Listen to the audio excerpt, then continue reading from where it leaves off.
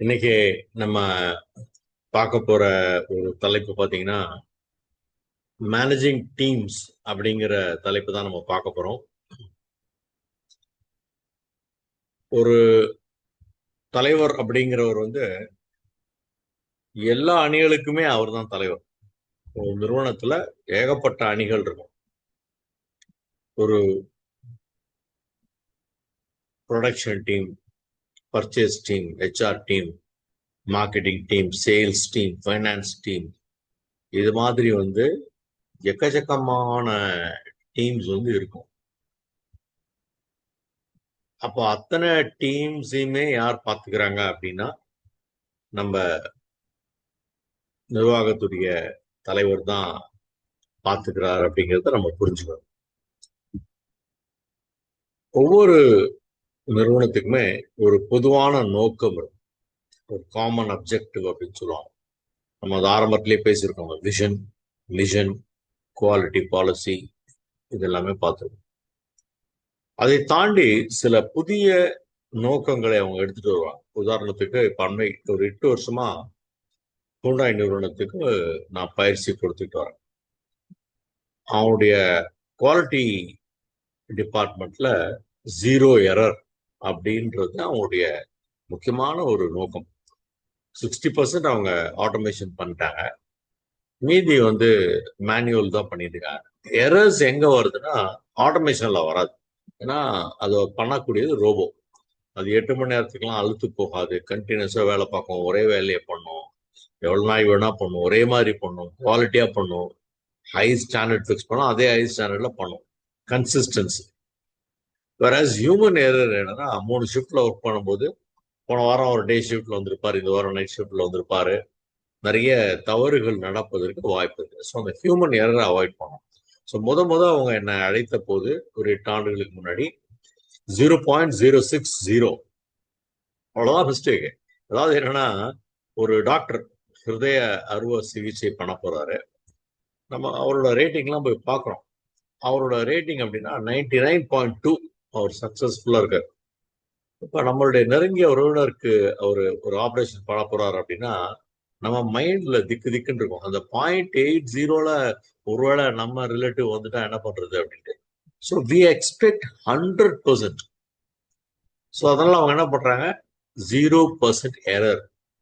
So இந்த 8வது ஆண்டு தொடக்கத்துல நம்ம பார்த்த போது என்னன்னா 0.037 அவங்க அதை கொண்டு வந்துறாங்க. 0.60 இருந்து தொடர்ந்து அவங்களுடைய முயற்சினாலும் வேறு வேறு மெஷர்ஸ் அவங்க எடுத்ததுனால.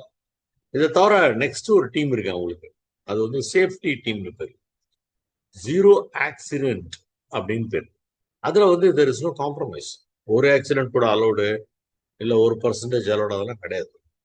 ஏன்னா ஆக்சிடென்ட் அப்படிங்கிறது என்னன்னா, அந்த ஃபேக்டரிக்குள்ள human error or mechanical error, any kind of computerised error எதுவுமே ஏற்பட்டு அங்க ஒரு விபத்து நடந்துடக்கூடாது. 0% error.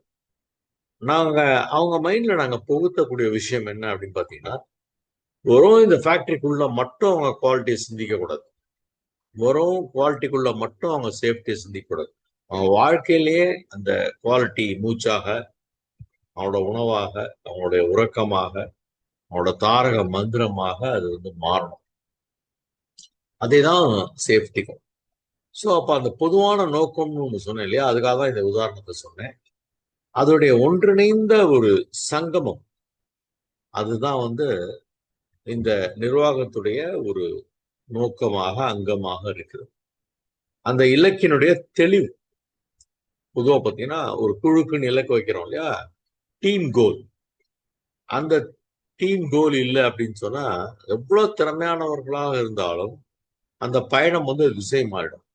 So one voice one tone அப்படின்லாம் நம்ம சென்ட்ரல் கவர்மெண்ட்ல அனௌன்ஸ் பண்றது பார்க்குறோம். 1 நேஷன் 1 எஜுகேஷன், 1 நேஷன் 1 ரேஷன், இப்படிலாம் 1 நேஷன் 1 எலெக்ஷன். எதுக்காக சொல்றாங்க, ஒரு ஒரே மாதிரியான எண்ணத்தோடு நம்ம எல்லாருமே பயணித்தோம் அப்படின்னு சொன்னா,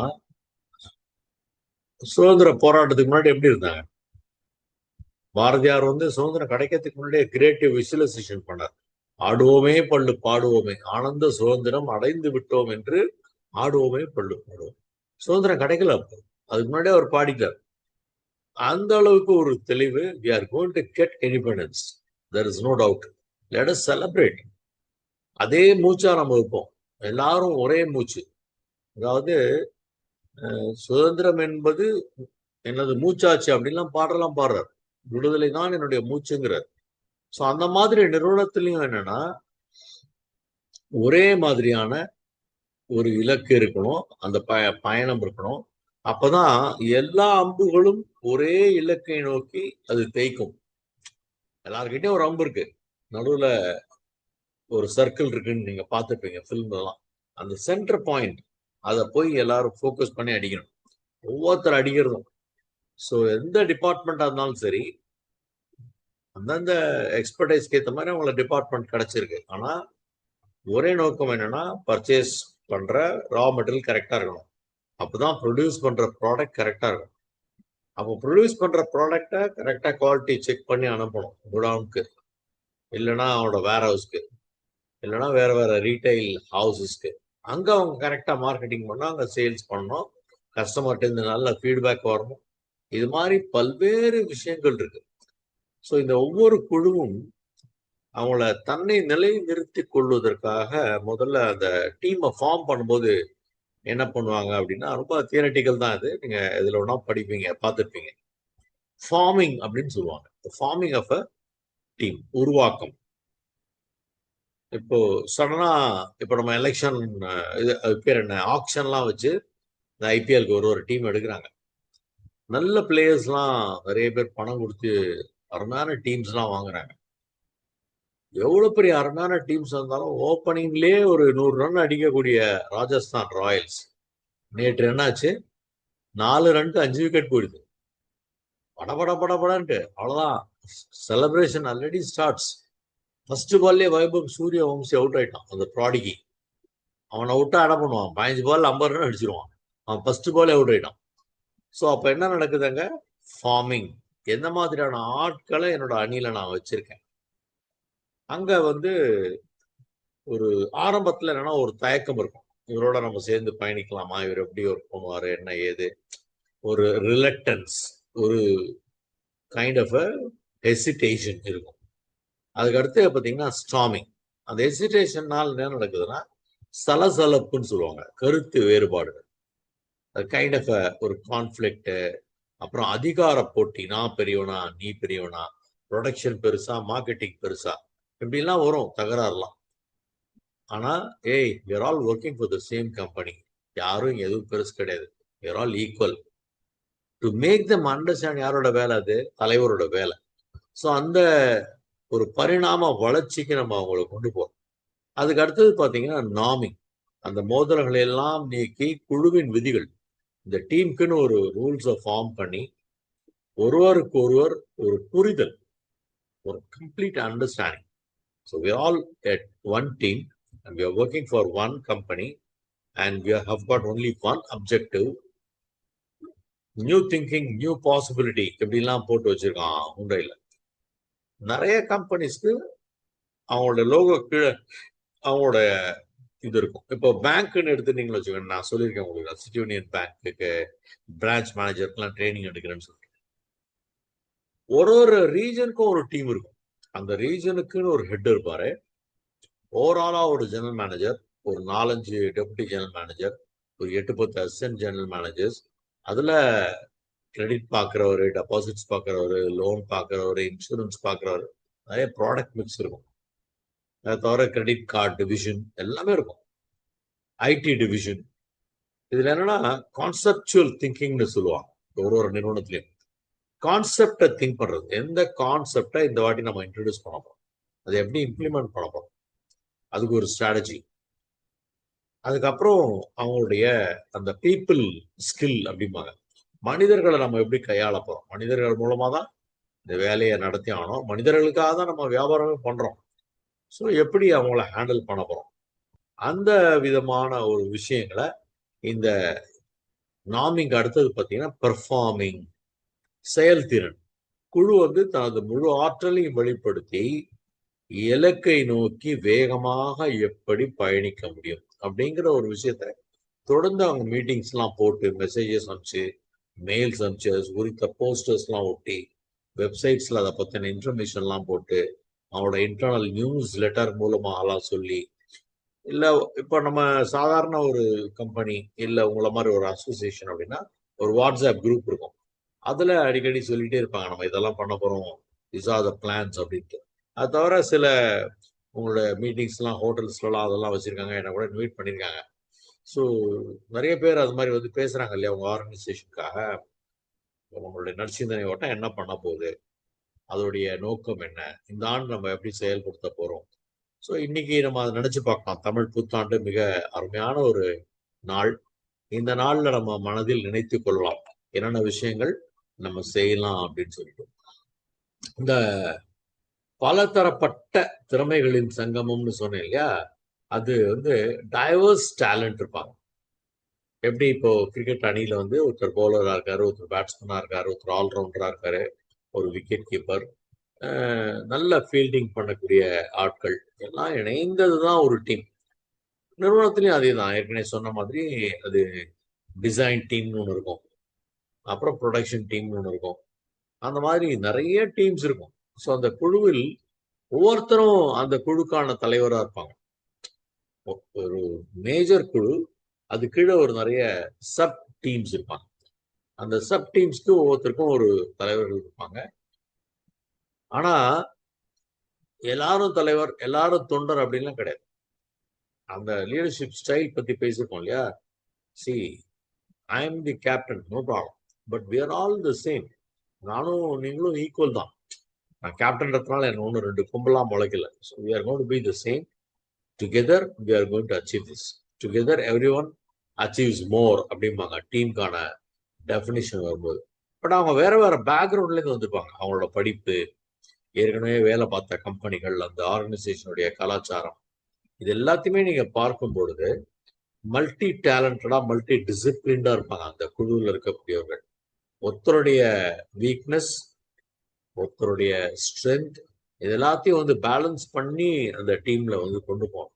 ஒருத்தர் ரொம்ப பேசுவாரு, ஒருத்தர் பேசவே மாட்டாரு. டீம்ல ஒரு 10-12 பேர் இருக்காங்கன்னா ஒருத்தர் ரொம்ப ஜாலியா இருப்பாரு, ஒருத்தர் ரொம்ப ஸ்ட்ரெஸ்டா இருப்பாரு, ரொம்ப ரெஸ்பான்சிபிளா இருப்பாரு, இன்னொருத்தர் வேலையெல்லாம் இழுத்து போட்டு பண்ணுவார், ஒருத்தர் தன்னோட வேலையவே செய்ய மாட்டார். இதெல்லாம் கலந்து கட்டியா பேலன்ஸ் ஆகி ஒரு வழியா வந்துடும் ஒரு டீம்.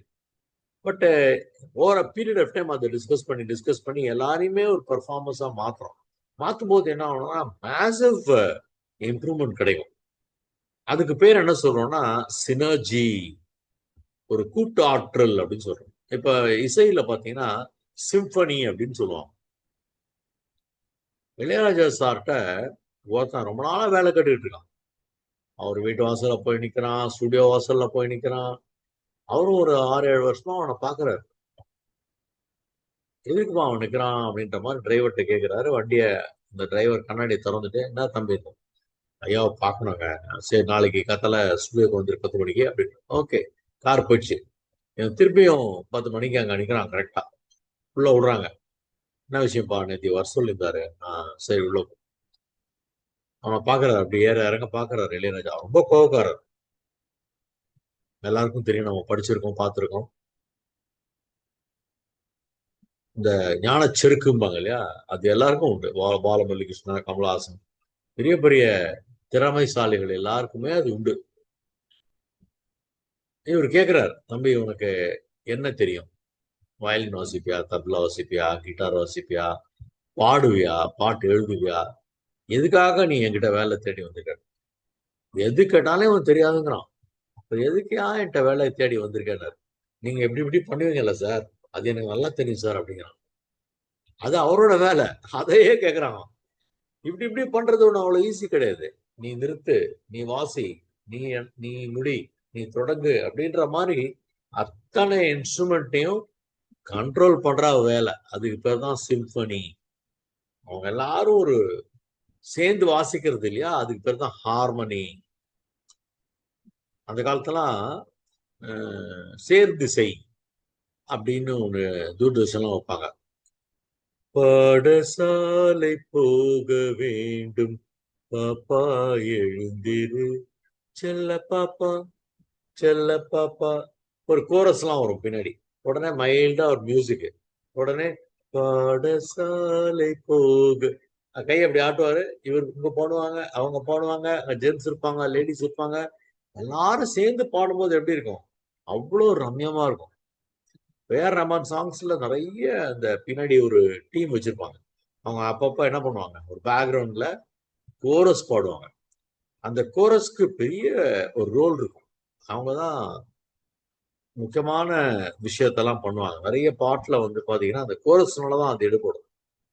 மார்கழி திங்கள் அல்லவா, அந்த பாட்டுல பாத்தீங்கன்னா பின்னாடி அந்த கோரஸ் ரொம்ப அழகா பாடுவாங்க. அந்த பாட்டுக்கே ஒரு பெரிய சக்தி கிடைக்கும். ஸோ அந்த திறமைகள் எல்லாம் ஒருங்கிணைத்து ஒரு சினர்ஜி, ஒரே நேர்கோட்டில் அவங்க பயணிக்கணும். நம்மளுடைய பேக்ல இருக்கு இல்லையா, என்ன சொல்றோம் அதுக்கு பேரு, நம்மளோட ஸ்பைனல் கார்டு எப்படி கரெக்டா அலைனா இருக்கு பார்த்தீங்களா, அந்த மாதிரி அது அலைன்மெண்ட் அப்படின்னு சொல்லலாம். ஸோ இந்த சினர்ஜி வரும்போது நம்மளுக்கு அது ஹை பர்ஃபார்மன்ஸ் டீமா மாறுது. ஒரு சைக்கலாஜிக்கல் சேஃப்டி இருக்கும். இவங்க எப்பவுமே ரொம்ப நல்லா பண்றாங்க, இவங்களை அப்ரிசியேட் பண்ணிட்டே இருக்காங்க, தொடர்ந்து இவங்க தான் அவார்டு வாங்குறாங்க, இப்படிலாம் வந்து சில பேர் கேலி பண்ணுவாங்க. பட் இருந்தாலும் ஒருத்தருக்கு பயம் இல்லாம எல்லாருக்குமே ஒரு பொதுவான பேசக்கூடிய வாய்ப்பு, அவரோட கருத்துக்களை முன்வைக்கக்கூடிய வாய்ப்பு, அந்த தலைவரை சந்திக்கக்கூடிய வாய்ப்பு, தன்னோட கருத்துக்களை பகிர்ந்து கொள்ளக்கூடிய வாய்ப்பு, இதெல்லாமே அந்த மேனேஜருடைய பொறுப்பா இருக்கும். அதுக்கு பிறகு பார்த்தீங்கன்னா அதிகார பகிர்வு மற்றும் அங்கீகாரம், அதாவது டெலிகேஷன் அண்ட் ரெகக்னிஷன். இதனை இவன் முடிப்பான் என்றாய்ந்து அதனை அவன் கண் விடல் அப்படிங்கிறார் வள்ளுவர். ஸோ கரெக்டா நம்ம என்ன பண்றோம், அந்த மைக்ரோ மேனேஜ்மெண்ட்னு சொல்லுவாங்க. இப்போ டைம் மேனேஜ்மெண்ட்னு ஒரு டிபார்ட்மெண்ட்டே இருக்கும். எல்லாம் வந்து கரெக்டா பயோமெட்ரிக் வைக்கிறாங்களா, எத்தனை பேர் லேட்டு, எத்தனை பேர் வந்து டயத்துக்கு வந்துட்டாங்க, யாரெல்லாம் டயத்துக்கு முன்னாடியே வந்துட்டாங்க, இது எல்லாமே அந்த கம்ப்யூட்டரைஸ்ல வந்துடும் கிளீனா. பிளான்ட் 8 மணிக்கு ஆரம்பிக்கணும்னா 8 மணிக்கு ஸ்டார்ட் பண்ணிட்டாங்களா, இதெல்லாம் செக் பண்றதுக்கு. ஸோ உறுப்பினர்களை நம்பி அவங்க கிட்ட அந்த பொறுப்பை நம்ம ஒப்படைக்கிறோம். சின்ன சின்ன வெற்றி கிடைக்கும் பொழுது அவங்கள உரிய நேரத்துல பாராட்டணும். இப்போ நமக்கு மேட்ச் பண்ணிட்டாங்கன்னா கூட நம்ம அவங்கள ரிகக்னைஸ் பண்ணணும், என்கரேஜ் பண்ணணும். இதை தான் நான் எதிர்பார்த்தேன். I think you're doing a great job, you're on the right track, I think you will do much better. இந்த மாதிரி சொல்லணும். ரொம்ப நல்லா பண்ணிட்டாருன்னா பிரமாதம்பா, ஐ நெவர் எக்ஸ்பெக்டட், கண்டிப்பா you deserve team, I mean membership in this team. கம்மியா பண்றாருன்னா அவர் தனியா கூப்பிட்டு என்ன வச்சுக்கோ, அவனுக்கு அவனோட முறையில் கொஞ்சம் டவுனா இருக்கலாம், what happen to you, can I help யூன்ற மாதிரி கேட்டு அவரை சரி பண்ணணும். அப்போ அந்த லீடர்ஸ் ரோல்னு ஒன்று இருக்கு. இந்த அதிகாரம் செய்பவர் வந்து லீடர் கிடையாது, அவர் வந்து ஒரு ஃபெசிலிட்டேட்டர், வழி நடத்துபவராக இருக்கார். ஸோ குழுவில் இருக்கக்கூடிய மோதல்கள் தனிப்பட்ட பிரச்சனையாக அதை பார்க்காம அவங்கள ஆக்கப்பூர்வமாக அந்த தீர்வை நோக்கி நகர்த்தி செல்வதுதான் ஒரு தலைவரோட வேலையா இருக்கு. ஸோ ஒரு மேலாளர் என்பது உங்களுடைய பார்வையில அது எப்படி இருக்கணுங்கிறத நீங்க யோசிச்சு பாருங்க. ஸோ நம்மளுடைய திறமை, சினர்ஜி, பல தரப்பட்ட திறமைகளுடைய ஒரு கூட்டு ஆற்றல், அந்த மேலாண்மை உத்திகள், அந்த தகவல் தொடர்பு, அந்த நம்பிக்கை, அதுக்கேற்ற ஒரு பாராட்டு, இது எல்லாத்தையுமே நம்ம என்ன பண்றோம் அப்படின்னு பாத்தீங்கன்னா அந்த எமோஷனல் இன்டெலிஜென்ஸ் சொல்லுவாங்க, உணர்ச்சிசார் நுண்ணறிவு. அதன் மூலமாக நம்ம எப்படி அந்த டீமை வழி நடத்தலாம், எல்லா டீம்ஸையும் நம்ம எப்படி மேனேஜ் பண்ணலாம் அப்படிங்கிறது மிகப்பெரிய ஒரு ரெஸ்பான்சிபிலிட்டி. இப்போ வீட்லயே ஒரு மிகப்பெரிய குடும்பம் அப்படின்னா தாத்தா இருக்காரு, தாத்தா கீழே நிறைய பசங்க, பசங்களுக்கெல்லாம் பசங்க, அவங்களோட கிரேட் கிராண்ட்சன்ஸ்லாம் இருப்பாங்க. ஒரு ஃபங்க்ஷன்ல எல்லாரும் மீட் பண்ணும் பொழுது அந்த தாத்தா தான் அந்த என்டையர் டீமுக்கு ஒரு லீடரா இருக்காரு. எல்லாரும் அவரை ரெஸ்பெக்ட் பண்ணுவாங்க, அவரை விழுந்து கும்பிட்டு அவர்கிட்ட ஆசீர்வாதம் வாங்குவாங்க இந்த மாதிரி நல்ல நாட்கள் எல்லாம். ஸோ யாரும் அவரை பத்திலாம் தப்பா பேச மாட்டாங்க, எதிர்த்து பேச மாட்டாங்க. அதே தான் நிறுவனத்திலையும். ஸோ அந்த தலைவர் அப்படிங்கிறவருக்கு அவ்வளவு முக்கியமான ஒரு பொறுப்பு இருக்கு இந்த குழுக்களை சமாளிப்பதற்கு என்று சொல்லி இந்த வகையிலே இந்த தலைப்பை நாம் முடித்துக் கொள்கிறோம். நமக்கு நேரமாய் கொண்டிருக்கிறது. கலைச்செல்வி மேடம்க்கு மிகப்பெரிய பொறுப்பு இன்னைக்கும் காத்துட்டு இருக்கு. பண்டிகை கிண்டிகைலாம் அவங்களுக்கு கிடையாது, யோகா இன்னைக்கு ஸ்டார்ட் பண்ணி ஆனோம். ஸோ அனைவருக்குமே மீண்டும் எனது மனமார்ந்த நெஞ்சார்ந்த வாழ்த்துக்கள். வாழ்க வளமுடன், வாழ்க நலமுடன், நீண்ட நாள் நீங்கள் வாழணும். So over to the team. Thank you so much.